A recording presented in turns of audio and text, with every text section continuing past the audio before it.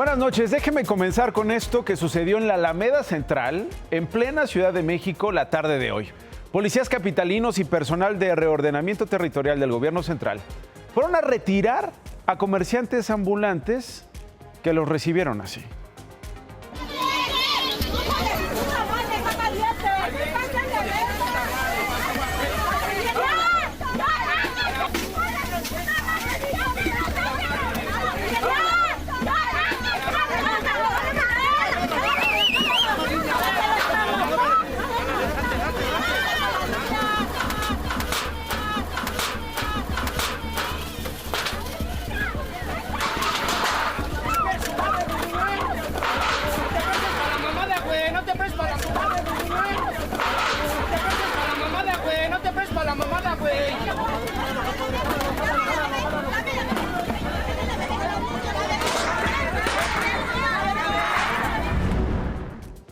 Entre otras cosas, con una bebé pequeñísima, de brazos. En medio de este enfrentamiento y esta confrontación, se fueron con todo. Ya lo vio, con salsas, hasta con tacos dorados. No les gustó para nada a los vendedores que los fueran a retirar. La riña y los jaloneos dejaron un saldo de 6 personas heridas. ¿Cómo está esa bebé? ¿Dónde está esa bebé? 2 por irritación en los ojos, 4 más por golpe son los lesionados. También hubo 3 personas detenidas y remitidas ante el juez cívico por resistencia de particulares. Eso en la Ciudad de México, mientras que en Culiacán, Sinaloa, maestros y compañeros de los hermanitos asesinados, Gael y Alexander, les rindieron un homenaje en su escuela en Culiacán. Ahí, donde la gente este fin de semana volvió a marchar.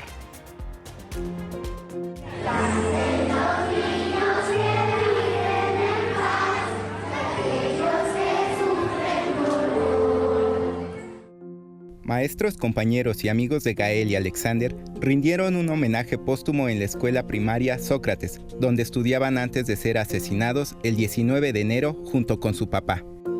Y le pedimos al pueblo pues que se unan, vamos a poner una bandera blanca un poco más tarde y en las casas que motiven eso también, no nada más aquí en Culiacán, en todo Sinaloa.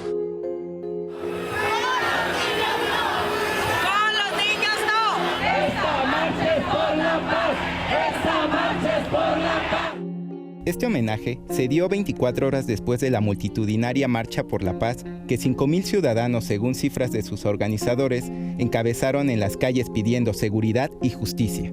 ¡Queremos paz! ¡Queremos paz! Se fueron sumando familiares de desaparecidos, comerciantes extorsionados y hasta músicos que se han quedado sin trabajo por la inseguridad.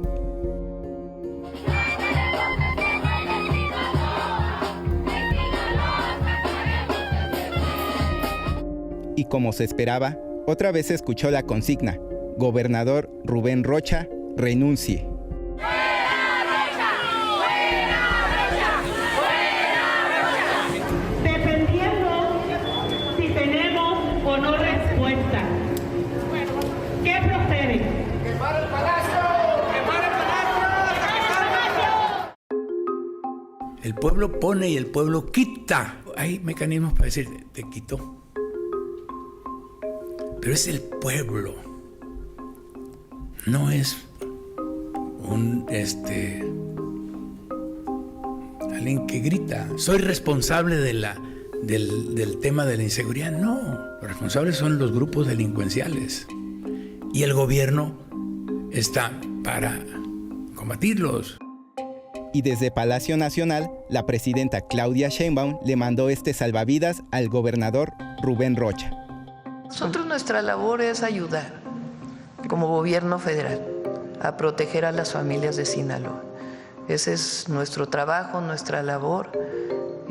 Había ahí algunas columnas, como si fuera como antes, en donde la presidenta decidía a quién ponía, a quién quitaba. Esa no es la labor del gobierno federal. ¿Qué pasa? ¿Por qué no voltean a vernos? Somos seres humanos, merecemos vivir en paz. Ahora, ¿qué está pasando con la Cruz Roja? También protestó por las condiciones en el estado de Sinaloa que han provocado los grupos criminales. Dieron a conocer este comunicado. Llamaron a esos grupos antagónicos para que les permitan hacer su trabajo, es decir, que les permitan salvar gente, dar los primeros auxilios, intentar que no mueran. Y es que han agredido a paramédicos y atacado instalaciones y ambulancias. Pese a esto, la Cruz Roja informó que no tiene planes de cerrar delegaciones ni bases en Sinaloa. Esta noche le tengo más historias. Por favor, quédese. Bienvenidas y bienvenidos.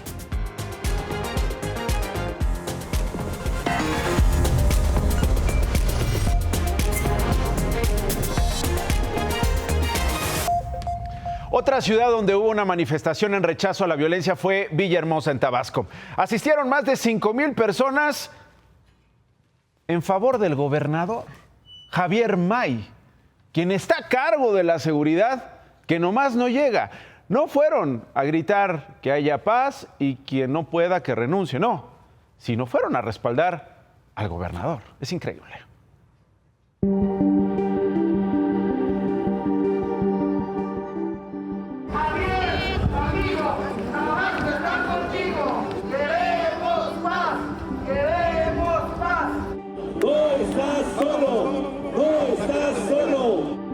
Esto es como soltar al tigre, no soltarlo, sino sacar a pasear el tigre sin soltarlo. Porque el que manda la soberanía es el pueblo.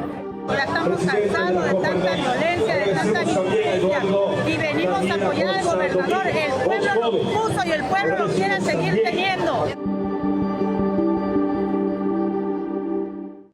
¿Quién mandó a sacar a pasear al tigre para respaldar al gobernador? Cuesta trabajo pensar que no fueron precisamente las autoridades locales, porque mientras ahí teníamos esa política y esa ficción en las calles, la realidad se desarrollaba en otro punto de Tabasco.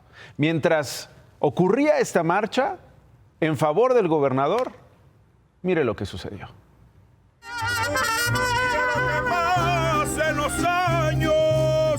Porque mi padre... En este momento llega este gran amigo. Nos duele ver su partida, nos duele la forma ruina como lo mataron. Y hoy sus amigos, los maestros, los estudiantes, toda la prensa está presente en su despedida de este gran hombre, Alejandro Gallego. Mientras tanto, dame el brazo. Así periodistas narraron y acompañaron al cortejo fúnebre de un compañero, de Alejandro Gallegos, quien era director del portal de noticias La Voz del Pueblo y columnista del periódico Tabasco Hoy. Pero además de periodista, era abogado, catedrático. Alejandro Gallegos estuvo menos de 24 horas desaparecido. Su familia perdió comunicación con él a las 2:25 de la tarde del viernes y fue localizado sin vida la mañana del sábado, a 62 kilómetros de Villahermosa, justo cuando se registraba la marcha de apoyo al gobernador de Tabasco, Javier May, por la violencia. Su cadáver estaba entre unos maizales con varios impactos de bala. Pero en ese lugar no estaba su camioneta con la que habría salido de Villahermosa. La camioneta fue localizada en el municipio de Huimanguillo, con documentos quemados en el interior y casi todas sus pertenencias. Se suponer que no le roban más que su celular, que es lo que no aparece. Él tiene incluso su reloj, su billetera, un PIN incluso de una de las universidades particulares en donde él prestaba sus servicios. La Fiscalía de Tabasco afirmó hoy que siguen más de una línea de investigación. En función de sus actividades profesionales como abogado, en función de sus actividades como periodista y en función de sus actividades como consultor jurídico o asesor jurídico de una institución educativa en la que él prestaba sus servicios. Ha trascendido en Villahermosa que la Fiscalía Estatal investiga una supuesta amenaza contra el periodista y abogado por un litigio de terrenos ejidales en el que Alejandro Gallegos era asesor jurídico. Pero solo son rumores, nada en concreto, nada de sus asesinos. Un crimen que sacude a una sociedad inmersa en el miedo desatado por la delincuencia organizada y que golpea a un gremio que todos los días tiene que informar bajo riesgo. Y así llegamos a Guerrero. Mire lo que sucede en Acapulco. En las últimas horas se reanudaron los trabajos de repartidores de empresas como Coca-Cola, Pepsi, Bonafont, Grupo Modelo y Sigma. Salieron a repartir custodiados por policías estatales de Guerrero y por la Guardia Nacional. Los acompañaron desde que salen de las bodegas hasta que culminan sus rutas. Custodian muy bien la venta de refrescos. ¿Y quién va a custodiar? ¿Quién va a cuidar la vida de quienes venden tortillas, pollo o de los choferes de transporte público? ¿A ellos quién los custodia? Bueno, es el México del 2025, es el Acapulco del 2025. Y es que la semana pasada las empresas refresqueras suspendieron estas labores luego de que asesinaran a 3 empleados, uno de Corona, otro de Coca-Cola y uno más de Sigma. Soy Mafer Turrent. Por proteger a mis hijos, quieren meterme a la cárcel. Actualmente enfrento diversos procesos judiciales, cuyo único objetivo es dejar a mis hijos sin su madre. Es María Fernanda Turrent Mafer. Desde 2023 ha denunciado a su esposo Edgar por violencia familiar contra ella y contra sus hijos. Hace un año, este hombre retuvo a sus hijos, según ella, por 90 días. Cuando Mafer pudo recuperarlos, la autoridad abrió varios procesos judiciales en su contra. Por una de esas acusaciones, retención de menores, fue ella la detenida, ella la encarcelada el miércoles pasado. Sí, la que denunció violencia fue refundida, fue presentada como victimaria por su presunto abusador. Es increíble. En esos momentos se está llevando a cabo la audiencia en la que se va a determinar si ella sigue en prisión o puede seguir su proceso en libertad. Este caso es interesante porque forma parte de otros.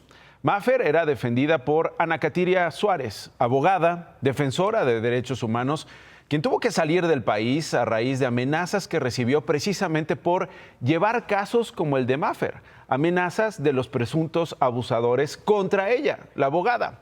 Y es que el caso de Turrent no es el único en el que una mujer denuncia violencia contra ella y sus hijos.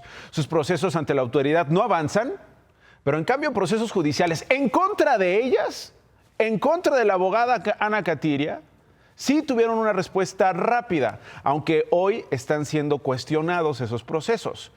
¿Quién los promovió y si son legales o no?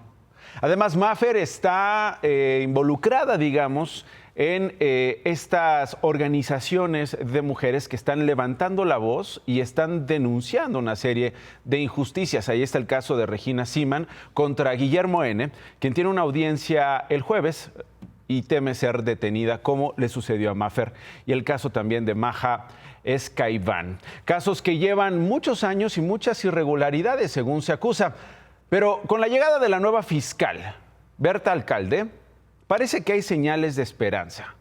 Tras darse a conocer el caso de Mafer, la Fiscalía destituyó a Miguel Ángel Barrera, quien era fiscal de investigación de delitos cometidos en agravio de niños, niñas y adolescentes. El comunicado dice textualmente: no se tolerará bajo ninguna circunstancia la manipulación del sistema con recursos económicos o aprovechando vínculos con el poder.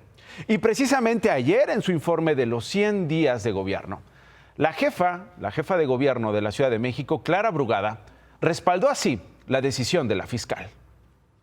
Frente a la injusticia hay que actuar siempre del lado de las víctimas.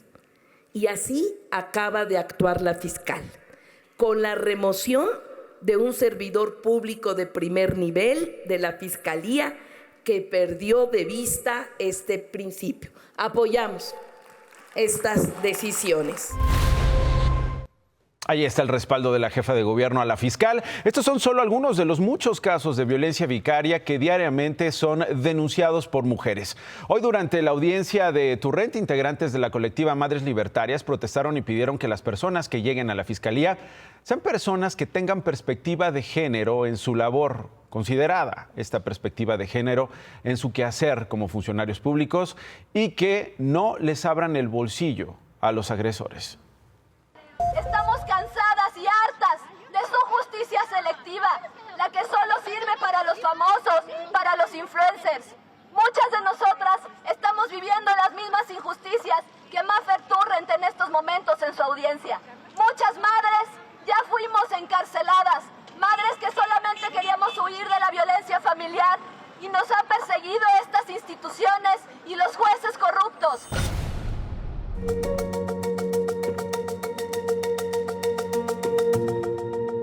Esta tarde comenzó a llegar el primer grupo de migrantes mexicanos deportados al albergue habilitado en el Salón Flamingos, el que le mostré el viernes de la semana pasada, allá en Tijuana, Baja California. Son 36 hombres los primeros en llegar. Ahí están las imágenes de su arribo. Son llevados en estas camionetas.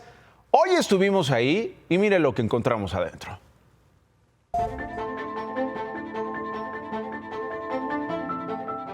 Se les va a recibir, se les va pues levantar sus generales. De aquí van a pasar para acá, a donde se les va a asignar un espacio en donde puedan descansar, donde puedan dormir. Se les va a dar un kit higiénico, se les va a dar ropa a las personas que vengan.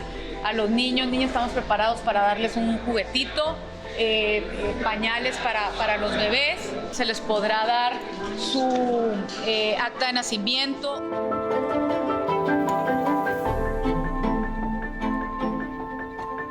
Se cuentan con literas, tendrán su cobija, su almohada. Los espacios cuentan con un detector de humo, cuentan con luz. Este piso va a ser para familias, para mujeres, para niños y niñas. Les van a dar 3 alimentos, si no me equivoco, a las 7 de la mañana, a la 1 de la tarde y a las 6 de la tarde. Alimentos calientes que son preparados por personal militar. Acá tenemos una cocina totalmente equipada y bueno, estos van a ser los módulos de atención. Hay 2 consultorios médicos, un consultorio para apoyo psicológico en caso de requerirlo. Marco Silva ha recorrido distintos puntos de la frontera norte. Esta noche estás en Hermosillo, Sonora. Cuéntanos, por favor, lo que viste, Marco. Bienvenido. La estrategia del miedo parece que está funcionando, Nacho. Muy buenas noches, porque en nuestro recorrido ha sido verdaderamente complicado poder encontrar a las personas migrantes, tanto aquellas que insisten en cruzar Estados Unidos porque las hay todavía, como las que han sido regresadas a México, deportadas. Se mueven muy rápido, por eso te digo que la estrategia del miedo parece que está funcionando. Esto fue lo que encontramos.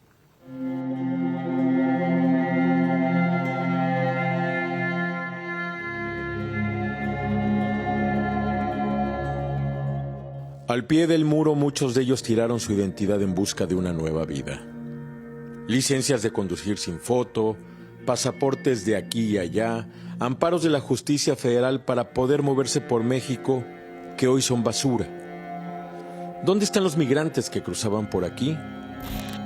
En los límites entre Sonora y Arizona, Sonoita y Logville, por donde cruzaron miles a finales del 2023, no están.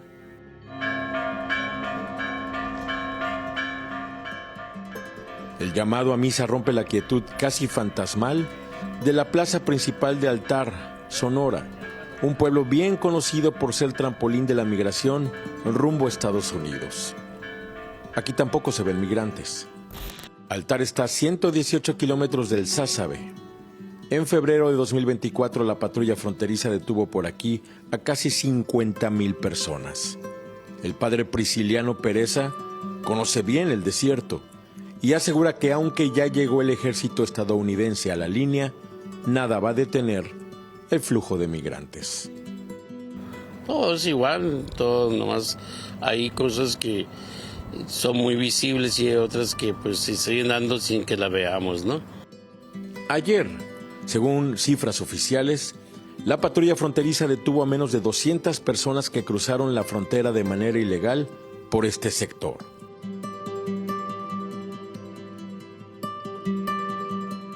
Más allá, un letrero convertido en coladera le da a uno la bienvenida a Santa Cruz.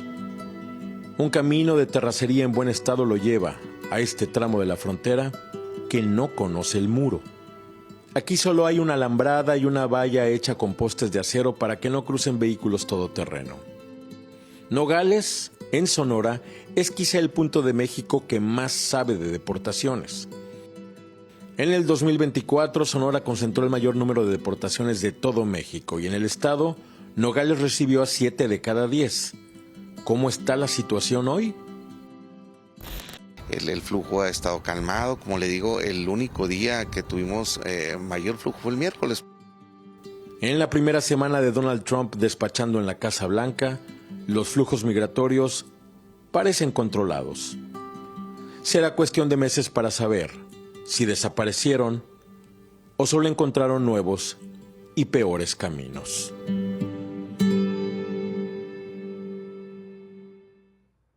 Marco, dime una cosa, ¿cuántos albergues están recibiendo a migrantes hoy en Nogales y cuándo se abre el refugio anunciado por el gobierno federal?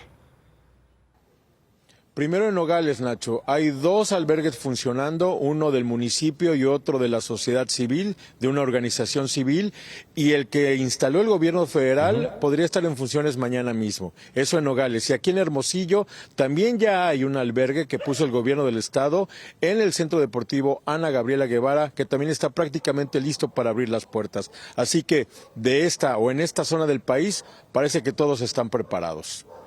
Gracias por tu crónica, Marco. Hoy, por cierto, el despliegue militar de Estados Unidos, buenas noches, Marco, ya fue visible en la frontera entre Ciudad Juárez, Chihuahua y El Paso, Texas. Esta mañana 300 soldados y marinos llegaron al fuerte de Bliss, donde van a recibir entrenamiento para acompañar a la patrulla fronteriza de Estados Unidos en sus operaciones para impedir el paso de migrantes.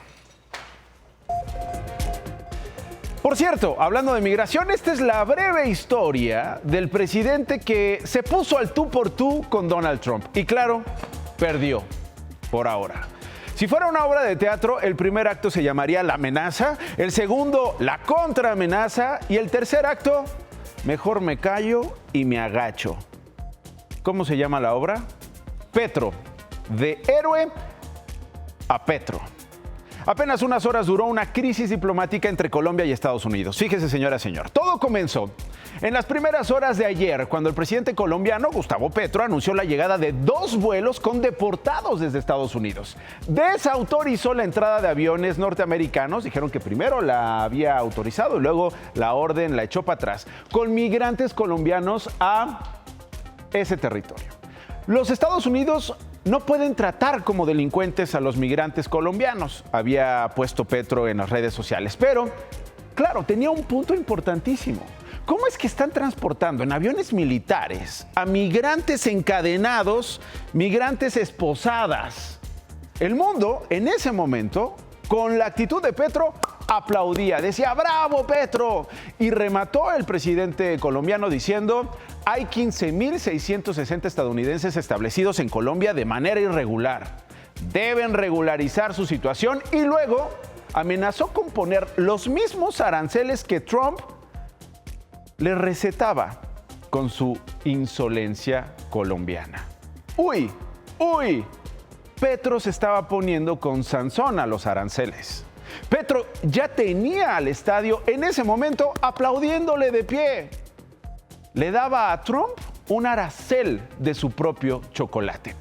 Trump respondió con medidas urgentes, aranceles de 25% sobre productos que entran a los Estados Unidos, y en una semana se elevaría 50%. Además, Trump respondió con la prohibición de viaje y revocación de visas a funcionarios colombianos, aliados y partidarios, entre otras medidas. El Departamento de Estado de la Unión Americana informaba del cierre de la sección de visas en Colombia a partir del lunes 27 de enero. Y ahí se desinfló Petro. Se agachó, dijeron algunos. Se dobló, se burlaron otros. Petro aceptó recibir a migrantes. Hoy, durante una reunión en la conferencia de miembros republicanos de la Cámara de Representantes en el Doral, en Florida, el presidente Trump presumió cómo aplastó a Petro con lo que decía su dedito arancelario. Me pregunto, ¿por qué otros países, como el nuestro incluso, no echaron un montón y respaldaron a Petro? ¿Por qué lo dejaron doblarse solo? Entre varios, David no se puede poner contra el Goliat del norte. Y mire que David hay muchos. Y David puede llamar a otros David. Ahí está el David noruego, que vive en Groenlandia, el David de Canadá. Y los David en América Latina. México no es Colombia y Colombia no tiene nuestro tamaño comercial, pero también me pregunto si México se asomó al charco que dejaron las lágrimas de Petro. ¿Qué vio México en el reflejo? ¿Qué vio entre esas lágrimas del David colombiano que por ahora perdió solo porque su barrio no lo respaldó? Veremos, porque esto se pone difícil e impredecible todos los días, señora, señor. Más noticias. Tras una sesión express a puerta cerrada, el Tribunal Electoral Federal aprobó ordenar al Senado que sustituya al Comité de Evaluación del Poder Judicial y se haga cargo del sorteo de candidatos propuestos por ese poder. Los integrantes de ese comité de evaluación renunciaron a sus cargos porque ven inviable su tarea constitucional. Esta madrugada fue asesinado Carlos Loreto, productor de una disquera de rap, tras un asalto en su domicilio ubicado en Jardines del Pedregal, en la alcaldía Álvaro Obregón. Policías capitalinos detuvieron más tarde en Iztacalco a 2 presuntos responsables del homicidio. Hoy se reportó el fallecimiento de Joel Ayala, líder de la Federación de Sindicatos de Trabajadores al Servicio del Estado. Tenía 78 años, de los cuales 27 años estuvo al frente de esta organización. La empresa líder mundial en hardware y software de inteligencia artificial, Nvidia, sufrió la mayor caída registrada en Wall Street, tras perder cerca de $600 mil millones en un solo día. El motivo fue la aparición de la empresa china DeepSeek, con un nuevo motor de inteligencia artificial más eficiente y económico.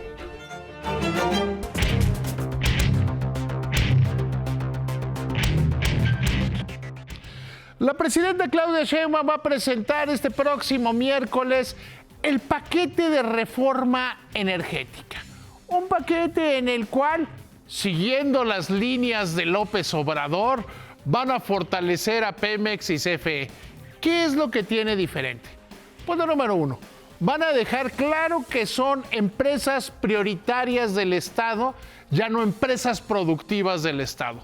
Punto número 2. Se va a delimitar perfectamente dónde, más allá del discurso político, dónde se puede hacer y dónde no se puede hacer para la iniciativa privada. Punto número 3, van a abrir la posibilidad de que las empresas privadas entren en el sector energético, donde también, y esto me parece que es fundamental, se van a concentrar en las energías limpias. Esperemos el miércoles, pero la verdad es que hasta donde se sabe van bastante bien. Échame la cámara. Fíjate, Nacho, que hoy entrevisté en el programa de Imagen Radio a la jefa de gobierno de la Ciudad de México, Clara Brugada, y me regaló una de esas frases que deben estar inscritas en todo gobierno.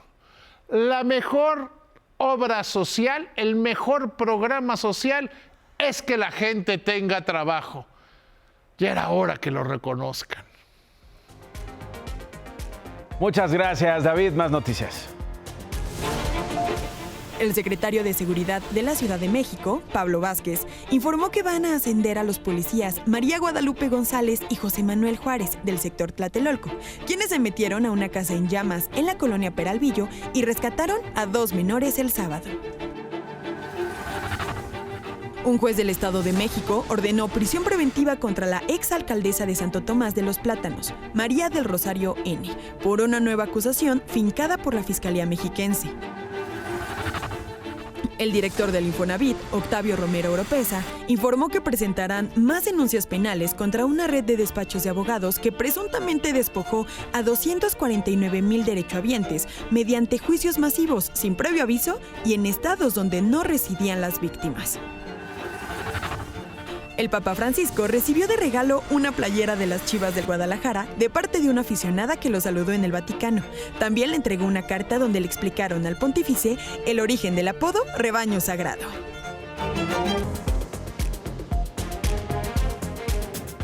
Antes de irme, decenas de miles de palestinos desplazados por la guerra regresaron a sus casas en el norte de Gaza 16 meses después de que fueran expulsados por el inicio de la ofensiva militar de Israel, que permitió este regreso tras acordar con Hamás la liberación de 6 rehenes israelíes para finales de esta semana. Como parte de este intercambio, hace 2 días Hamás liberó a 4 mujeres soldados a cambio de 200 prisioneros palestinos. Ya con esto me despido. Gracias por elegirnos. Se queda con ¿Qué importa?